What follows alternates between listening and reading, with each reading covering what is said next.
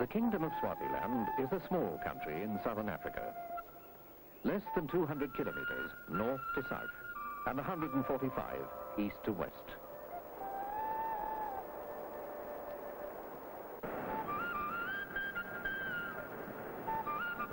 The cool, misty western highlands have often been called the Switzerland of Africa.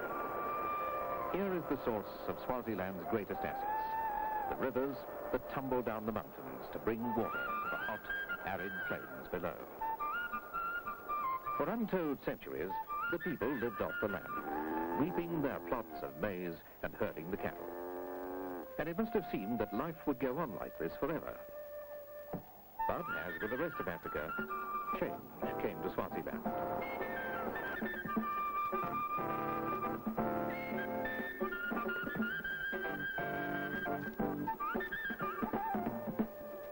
The climate and soils here are well suited to sugar, while access to the port of Maputo means we can export it easily.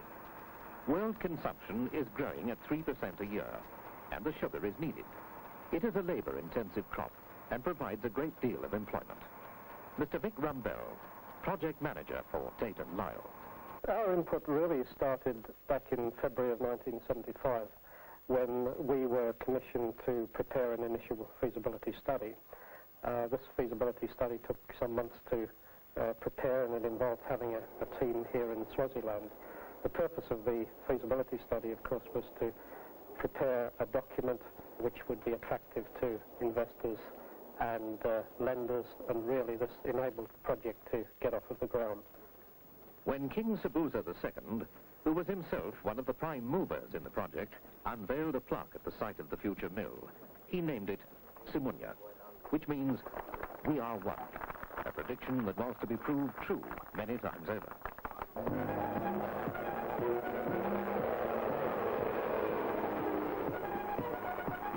Much of the estate borders on the Ihlane game reserve, so animals which had strayed across the boundary had to be moved back into the reserve.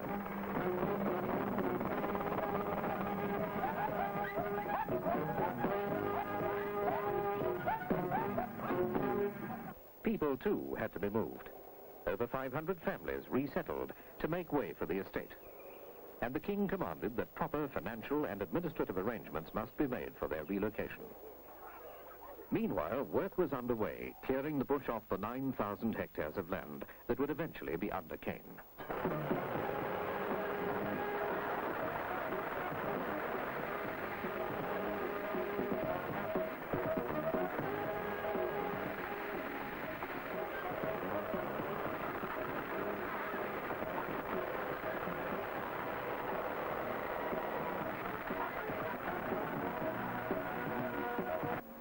Another urgent job was the weir and pump house on the Umbuluzi River that was to supply water to the Mlaula section. The reason for starting here was that the other section of the estate, Ngumane, where 2/3 of Simunya's cane would eventually be grown, was going to get its water via a canal from the Njoli Dam. The dam would only be completed towards the end of 1979 and couldn't supply much water until the rains had filled it, sometime in 1980.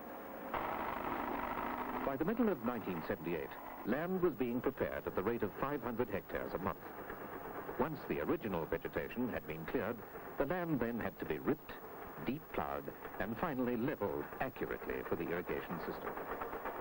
All this was done by the contractors before it was handed over to the Royal Swaziland Sugar Corporation for final detailed land planing, furrowing, and planting. Meanwhile, a neck-and-neck race had developed between the teams concreting the canals that were to bring water to the fields and the machines ridging the land for the first time. The plastic-lined 6,000 cubic meters balancing reservoir was ready to feed the Mather and Platt pumps installed at the infield pumping stations. Then, in October 1978, the first seed cane obtained from the nearby Umbuluzi estate was planted at Simunya. It was just 11 months after the project had been given the green light. 2 weeks later, as planned, the first irrigation water reached the fields. This pattern of planting wasn't just chance. It was carefully planned, so that once the factory came into operation, it would have a steady supply of suitable cane.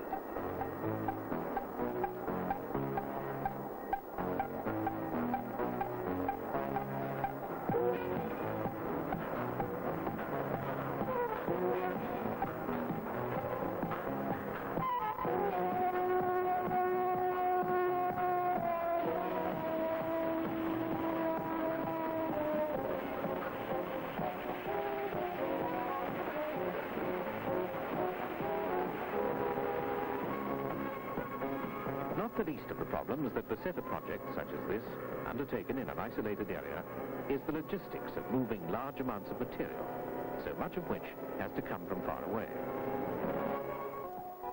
Swaziland is a landlocked country, so all the imported equipment had to be brought over 600 kilometers from Durban, and some of the road was unsurfaced.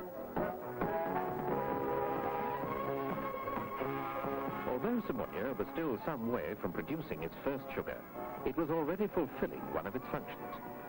It was supplying work where there had been none before, and it was teaching Swazis new skills. By this time, the contractors had set up training schemes for the many thousands of workers they employed. The training school was started early in 1979 in a newly completed staff house. Then, in July of that year, a large and very modern training center was completed.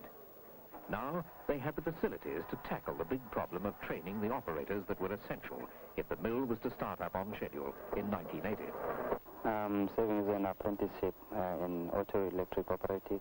I'm a motor mechanics apprentice. Before I came here, I was working for a contract that's Roberts Construction. I was working as a traffic clerk at the airport. I do the reception work and part telex operator. Filtered and chlorinated water for the mill and domestic use is produced in a treatment plant supplied by Spencer Retail. This water, along with water for irrigation, about 1,000 tons for each ton of sugar produced, is pumped from the river by 4 huge electrically driven pumps. As a matter of fact, the whole estate at peak will use 20% of all the electricity used in Swaziland, and naturally, the distribution and control of this sort of power is vital to the undertaking. There are 2 methods of getting water to the cane at Simunye: sprinkler and furrow irrigation. Furrow irrigation is the old traditional method and the cheapest, but requires suitable soil types and topography. Water is siphoned out of the canal and allowed to flood the rows of cane. Not all land is suitable, so on 80% of the estate, sprinklers are used.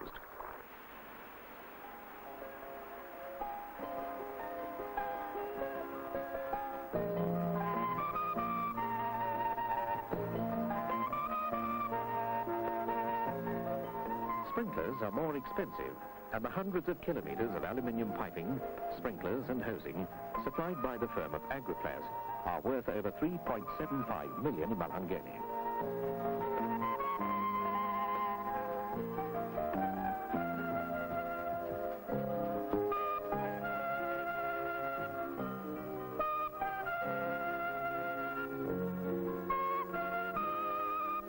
Water and warmth work their miracle, as the cane crowds up to the sun in such dense stands that only a crop sprayer can carry fertilizer, pesticides and ripeners to it.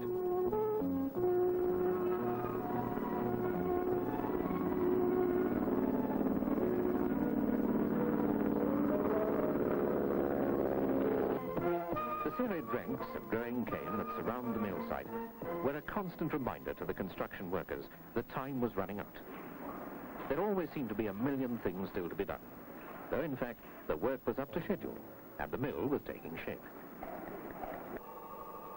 Throughout the construction period, the Royal Swaziland Sugar Corporation staff, whose job it would be to run the finished mill, worked closely with the contractors. Dave Torrance, mill manager. One of the better features of the mill is the cane offloading system that has been put in. It's an American system and it's unique to this part of the world. The size of the mill, it's a 6,000 ton a day mill, which is fairly large by normal standards, and the layout of this mill is absolutely first class. As the year neared its end, everyone began to realize that Simunye was no longer a dream of the future, but a reality that was just around the corner. I think it's good because now, here in Swaziland, we are going to have a place where we can get a job. The queues of new employees grew longer as the whole estate prepared itself for the next great step forward, milling the first cane. The process starts with burning off the dry trash.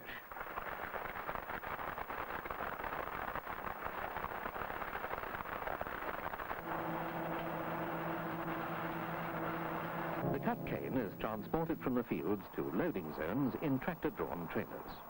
It is then transferred to road haulage vehicles, each carrying 2 10-ton bins, to the mill.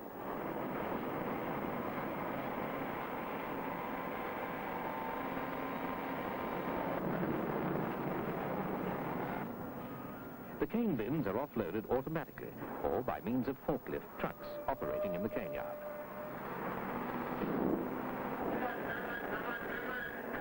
The cane is tipped onto the carrier system and fed through 2 electrically driven cane knives and a turbine-driven shredder.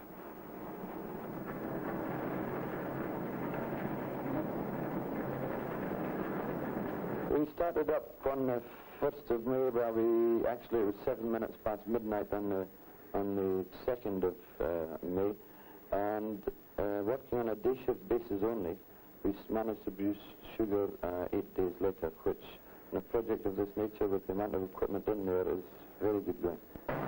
The juice is extracted by squeezing the cane in a series of 6 4-roller 84-inch A.W. Smith mills.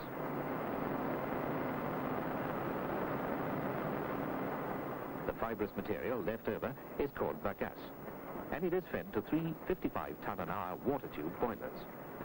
The steam is used for power generation, for driving the mill turbines, and for process requirements.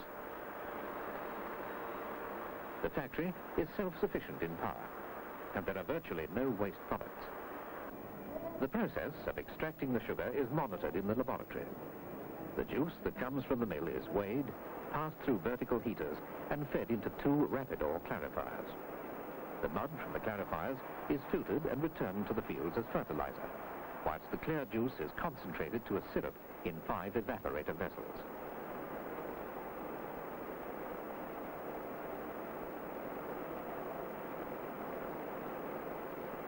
After concentration, the syrup is fed into vacuum pans, where the sugar crystallizes, leaving behind molasses. This pan boiler is checking on how the crystals are growing. The sugar is then separated from the molasses in centrifugals.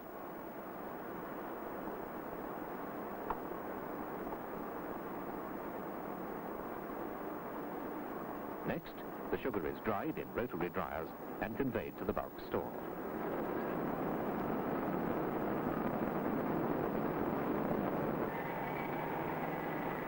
Raw sugar for export has a purity of 98.5%.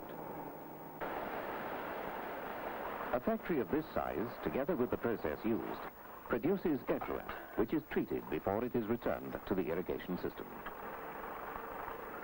From virgin bush to first sugar, all in the space of 2 short years. During that time, thousands of hectares had been cleared, planted, and irrigated.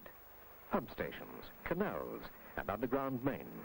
A whole transport system to carry the cane had to be created, and 2 towns built to house the thousands of men and women that go to make up the estate. For Samunya, the climax came on the 26th of August, 1980.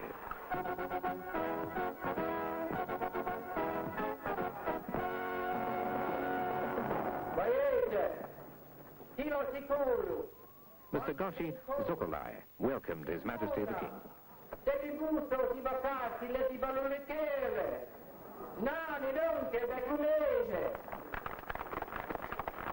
Lord Jellicoe spoke on behalf of the investors. We greet you and the Swazi nation. We greet the birth of Simunye. Siyakup Singelela. Nesive Venezuate. Sibonga Kotawa. Kwa Simunye. Bayete. His Majesty, King Sobhuza II. Ngizimangala ukuthi sofundzele ndoda ehlese eqedzini kwami Siswati ifike lamhla kepha seyathi Siswati. Simunanzi siyakhula sinjengomntwana akhula abone emajaha nami ngidakhula ngibe ngaka kude ukuthi bujaha buyaphanga ngaloko nelonene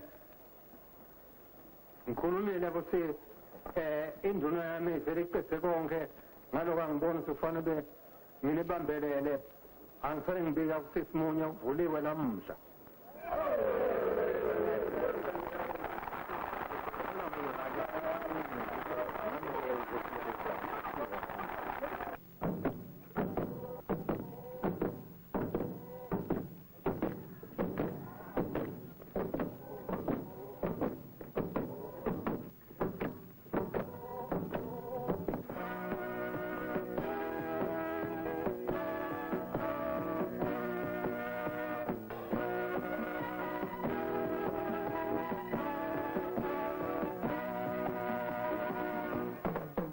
Mr. Zokalai summed it up when he said, Samunya is more than just a sugar mill. It is developing a whole region, and it will be there as long as the water runs in the rivers.